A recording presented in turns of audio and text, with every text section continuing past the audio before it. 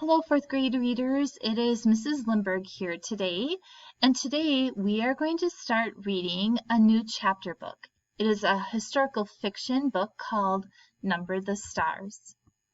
If I look at our learning target for today, it says, I will be able to identify details from the beginning of the story that describe the mood and atmosphere. Fourth graders, today I want to teach you that when authors write any kind of fiction, but particularly historical fiction, they try to set the mood or tone of the story. We've practiced this with some of the shorter picture books the last couple of days. So today when I read you this story, the first chapter, I want you to pay particular attention to details in the story that the author uses to describe what is the mood, what is the tone, and also pay particular attention to details that might tell us that trouble is brewing. Things are changing and maybe not in such a good way. Before we begin reading Number the Stars, you need to know a little bit about the setting. So remember, setting tells us time and place. The setting for this story is in Copenhagen, which is the capital city of Denmark. And we can look at this map and see here is Copenhagen. This is the country of Denmark, and it is very close to the country of Sweden. In fact, it's just a little narrow waterway that connects the two countries. If we look carefully at this map, we will also notice that Germany is to the south. And the setting for the time of this story is during World War II. So we've built some background knowledge about what was happening in the world, particularly Europe, during this time. In Germany, there was a leader called Adolf Hitler. He was in charge of the Nazis, and they were people who, for some reason, did not like Jewish people. The setting of the story, I included a few photographs for you to have an idea of what Copenhagen looks like. It was filled with cobblestone streets. Here's a picture of a town square in Copenhagen. So we should have a little bit of a picture of the setting in our mind, the time and the place. Before I begin reading you the story, there are some key vocabulary words that we'll need to know. The first one is lanky. Lanky means tall or thin and maybe even a bit clumsy. The word residential means in a neighborhood, an area where people live. Hoodlums. Hoodlums is a synonym for troublemakers. Nazi occupation is when Nazi Germany sent troops around Europe to terrorize people. Sabotage. To sabotage means to prevent something from happening, to damage it, disrupt it, or to do harm. The resistance means standing together against a power you feel is corrupt, and corrupt means bad or wrong. Fourth graders, before I begin reading chapter 1, as we pay particular attention to details that tell us about the mood or the tone, I would like you to create in your notebook a T-chart. A T-chart is simply a great big T that looks like this. We are going to write Number the Stars on the top of our page, and then we're going to create a T-chart. On one side, it's going to say mood/atmosphere. And then because we are in fourth grade, we need to provide text evidence. I know this because what is happening in the story that makes us think the way that we are thinking? So pause the video, make a T-chart in your reading notebook. All right, fourth graders, again, as I read to you chapter 1, pay particular attention to what details are setting the mood, the tone, or we might even say the emotional setting of the story, and listen carefully to see if there is trouble starting and how do we know that. I will read a little bit and then I'm going to have you stop and jot in your notebooks. Okay, chapter 1 is called Why Are You Running? I'll race you to the corner, Ellen. Anne-Marie adjusted the thick leather pack on her back so that her school books balanced evenly. Ready? She looked at her best friend. Ellen made a face. No, she said, laughing. You know I can't beat you. My legs aren't as long. Can't we just walk like civilized people? She was a stocky 10-year-old, unlike Anne-Marie, who was lanky. We have to practice for the athletic meet on Friday. I know I'm going to win the girls' race this week. I was second last week, but I've been practicing every day. Come on, Ellen, Anne-Marie pleaded, eyeing the distance to the next corner of the Copenhagen street. Please? Ellen hesitated, then nodded and shifted her own rucksack of books against her shoulders. Oh, all right. Ready, she said. Go! Shouted Anne-Marie, and the two girls were off, racing along the residential sidewalk. Anne-Marie's silvery blonde hair flew behind her, and Ellen's dark pigtails bounced against her shoulders. Wait for me, wailed little Kirsty, left behind, but the two older girls weren't listening. Anne-Marie outdistanced her friend quickly, even though one of her shoes came untied as she sped along the street called Oosterbrogade, past the small shops and cafes of her neighborhood here in northeast Copenhagen. Laughing, she skirted an elderly lady in black who carried a shopping bag made of string. A young woman pushing a baby in a carriage moved aside to make way. The corner was just ahead. Anne-Marie looked up, panting, just as she reached the corner. Her laughter stopped. Her heart seemed to skip a beat. Halt! The soldier ordered in a stern voice.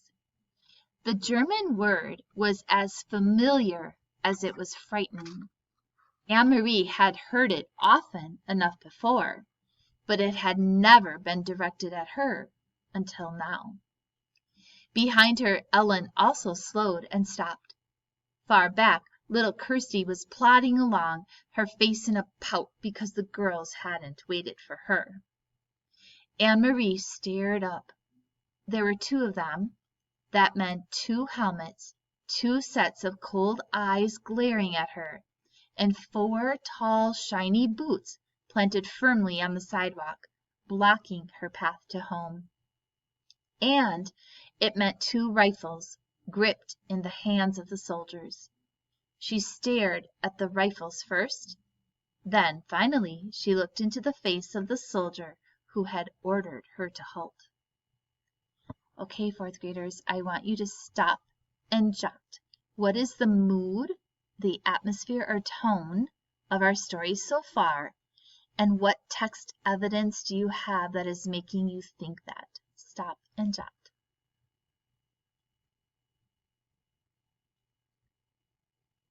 Okay, I'm going to continue. Why are you running? The harsh voice asked. His Danish was very poor. 3 years, Anne-Marie thought with content. 3 years they've been in our country, and still they can't speak our language. I was racing with my friend, she answered politely. We have races at school every Friday, and I want to do well, so I... Her voice trailed away, the sentence unfinished. Don't talk too much, she told herself. Just answer them, that's all. She glanced back. Ellen was motionless on the sidewalk, a few yards behind her. Farther back, Kirsty was still sulking and walking slowly toward the corner. Nearby, a woman had come to the doorway of a shop and was standing silently, watching. One of the soldiers, the taller one, moved toward her. Anne-Marie recognized him as the one she and Ellen always called in whispers the giraffe, because of his height and the long neck that extended from his stiff collar. He and his partner were always on this corner. He prodded the corner of her backpack with the stock of his rifle. Anne-Marie trembled. "What is in here?" he asked loudly. From the corner of her eye she saw the shopkeeper move quietly back into the shadows of the doorway out of sight. "School books," she answered truthfully. "Are you a good student?" the soldier asked. He seemed to be sneering. "Yes." "What is your name?" "Anne-Marie Johansen." "Your friend, is she a good student too?" He was looking beyond her at Ellen, who hadn't moved.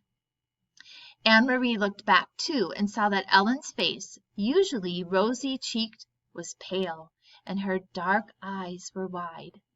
She nodded at the soldier. "Better than me," she said. "What is her name?" "Ellen." "And who is this?" he asked, looking to Anne-Marie's side. Kirsty had appeared there suddenly, scowling at everyone. "My little sister." She reached down for Kirsty's hand, but Kirsty, always stubborn, refused it, and put her hands on her hips defiantly. The soldier reached down and stroked her little sister's short, tangled curls. "Stand still, Kirsty," Anne-Marie ordered silently, praying that somehow the obstinate 5-year-old would receive the message. But Kirsty reached up and pushed the soldier's hand away. "Don't!" she said loudly. Both soldiers began to laugh. They spoke to each other in rapid German that Anne-Marie couldn't understand. "She is pretty, like my own little girl," the tall one said in a more pleasant voice. Anne-Marie tried to smile politely. "Go home, all of you. Go study your school books, and don't run. You look like hoodlums when you run." The two soldiers turned away. Quickly Anne-Marie reached down again and grabbed her sister's hand before Kirsty could resist. Hurrying the little girl along, she rounded the corner. In a moment Ellen was beside her. They walked quickly, not speaking, with Kirsty between them, toward the large apartment building where both families lived. When they were almost home, Ellen whispered suddenly, "I was so scared." "Me too," Anne-Marie whispered back. As they turned to enter their building, both girls looked straight ahead toward the door. They did it purposely so that they would not catch the eyes or the attention of two more soldiers, who stood with their guns on this corner as well. Kirsty scurried ahead of them through the door, chattering about the pictures she was bringing home from kindergarten to show Mama. For Kirsty, the soldiers were simply part of the landscape, something that had always been there, on every corner, as unimportant as lampposts, throughout her remembered life. "Are you going to tell your mother?" Ellen asked Anne-Marie, as they trudged together up the stairs. "I'm not. My mother would be upset." "No, I won't either. Mamma would probably scold me for running on the street." She said goodbye to Ellen on the second floor where Ellen lived, and continued on to the third, practicing in her mind a cheerful greeting for her mother, a smile, a description of today's spelling test in which she had done well. But she was too late. Kirsty had gotten there first. "And he poked Anne-Marie's book bag with his gun, and then he grabbed my hair." Kirsty was chattering as she took off her sweater in the center of the apartment living room. "But I wasn't scared. Anne-Marie was, and Ellen too, but not me." Mrs. Johansen rose quickly from the chair by the window where they had been sitting. Mrs. Rosen, Ellen's mother, was there too, in the opposite chair. They had been having coffee together, as they did many afternoons. Of course it wasn't really coffee, though the mothers still called it that, having coffee. There had been no real coffee in Copenhagen since the beginning of the Nazi occupation, not even any real tea. The mothers sipped at hot water flavored with herbs. "Anne-Marie, what happened? What is Kirsty talking about?" her mother asked anxiously. "Where's Ellen?" Mrs. Rosen had a frightened look. Fourth graders, I'm going to have you stop and jot again. Go back to your T chart. What mood and atmosphere is happening in the story, and how do you know? "Where's Ellen?" Mrs. Rosen had a frightened look. Ellen is in your apartment. She didn't realize you were here, Anne-Marie explained. Don't worry, it wasn't anything. It was the two soldiers who stand on the corner of Oosterbrogade.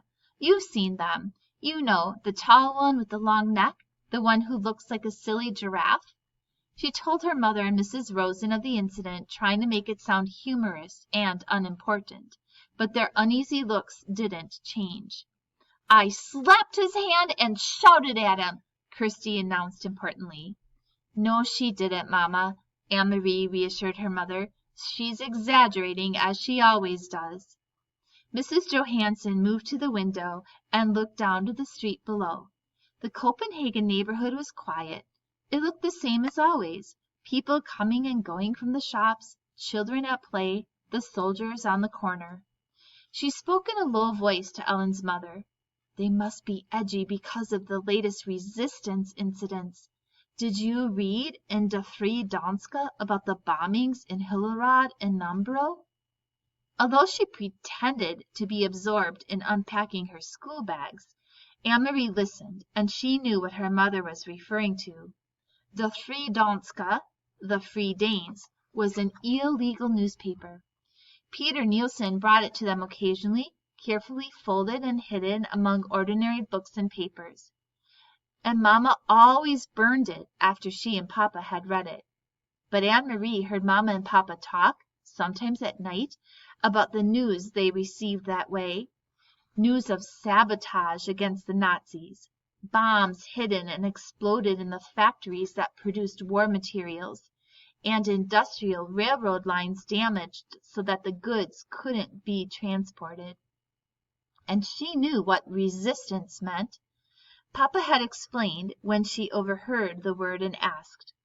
The resistance fighters were Danish people, no one knew who because they were very secret, who were determined to bring harm to the Nazis however they could. They damaged the German trucks and cars and bombed their factories. They were very brave. Sometimes they were caught and killed. I must go and speak to Ellen, Mrs. Rosen said, moving toward the door. You girls walk a different way to school tomorrow. Promise me. Anne-Marie and Ellen will promise too. We will, Mrs. Rosen, but what does it matter? There are German soldiers on every corner. They will remember your faces, Mrs. Rosen said, running in the doorway to the hall. It is important to be one of the crowd, always. Be one of many. Be sure that they never have reason to remember your face. She disappeared into the hall and closed the door behind her. He'll remember my face, Mama, Kirsty announced happily, because he said I looked like his little girl. He said I was pretty. If he has such a pretty little girl, why doesn't he go back to her like a good father? Mrs. Johansen murmured, stroking Kirsty's cheek. Why doesn't he go back to his own country? Mama, is there anything to eat?